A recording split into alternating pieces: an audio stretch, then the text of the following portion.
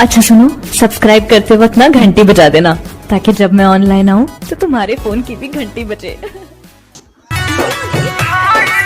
Music by Rakesh Mithun brother.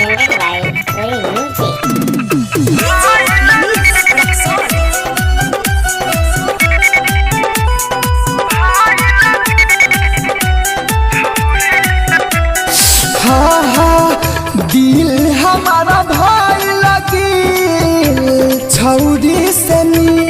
रे दिल हमारा भाई लगी छौरी से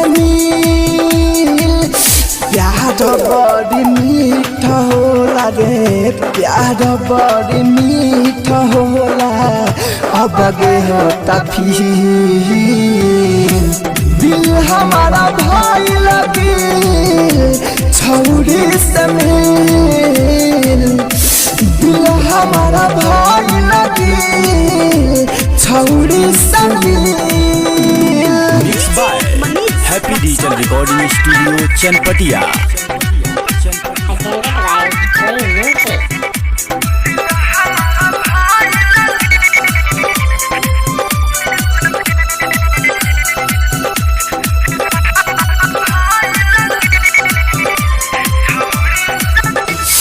हाय हाय पहले पहले प्यार भइल खुशी ना रुकाइल रे यादवा पहले पहले प्यार भइल खुशी ना रुकाइल करे बड़ो जब पूजा औरी मिठाई बाटवाई बड़ी निक लागे हो कर बड़ी निक लागे हो कर गलिया के दिल हमारा भाई लगी छौरी से दिल हमारा भाई लगी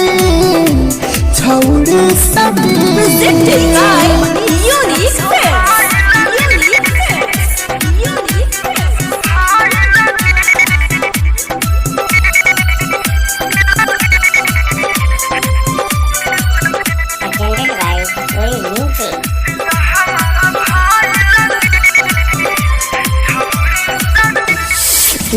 जहान राइटर छबिला बड़ाई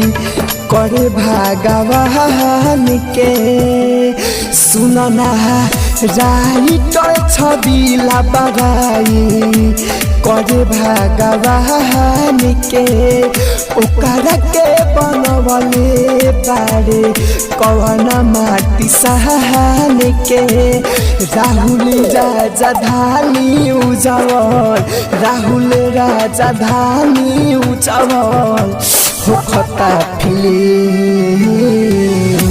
दिल हमारा भाई लगी छौरी से